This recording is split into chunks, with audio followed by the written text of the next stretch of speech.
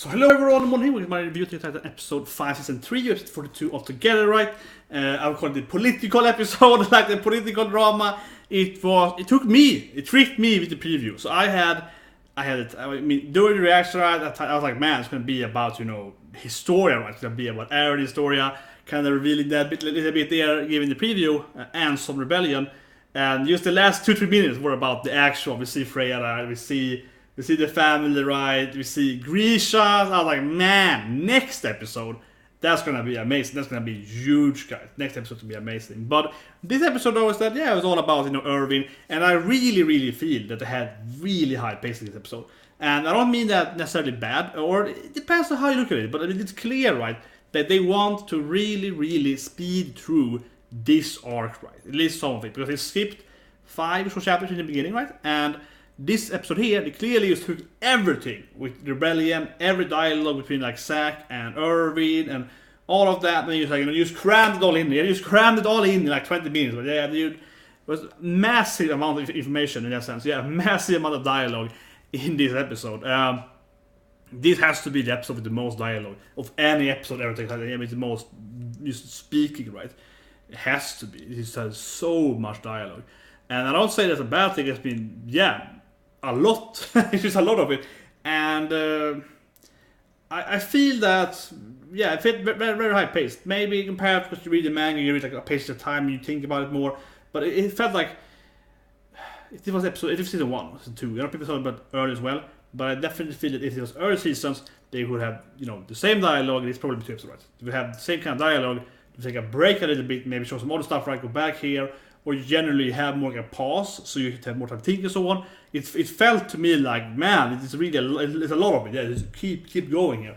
But I think that is because they really want to push into what we see in the end, right? With Eren in that cave, that blue mysterious cave. Historia is free now. He's all chained up, right? He's going to get killed. They really want to get into that bit, right? They were in the actual Historia and Eren moments. They really want to jump in there as fast as possible. That is very clear. So actually, in this speed they're going, they might definitely get to what I think is going to be the photo. I don't spoil, but I think definitely for sure now, the next episode of the season is going to be what I said, episode 1. But anyway, in my spoiler review part, what I was foreshadowing there. But I don't know. I think the episode was pretty good, but I want to say this thing though. Personally, I think it was good. But I can definitely see, and I talked to some people last week, some friends, some coworkers, so on, and people are they're really like, it's what's happening, Titans, they're little action, has some action that came in the beginning, but now as he's just talking, I can definitely see some people maybe saying, well, what happened to this anime? So leave a comment below if you feel that what's happening, but I can promise you though, that next episode is going to be way more, I would say dramatic, mysterious drama, like more revealing, right?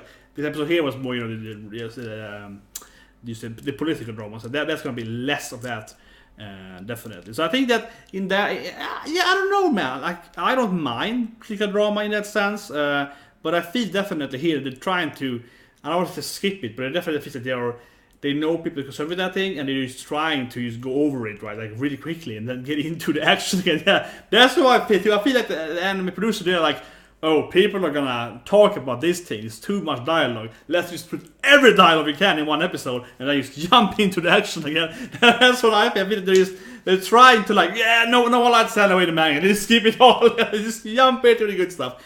It definitely feels like that. They're kind of like, we all know you want to see this Eren Historia true backstory. You want to see Grisha, right? You want to see that back. Let's just skip everything here quickly as possibly can. That's what I feel.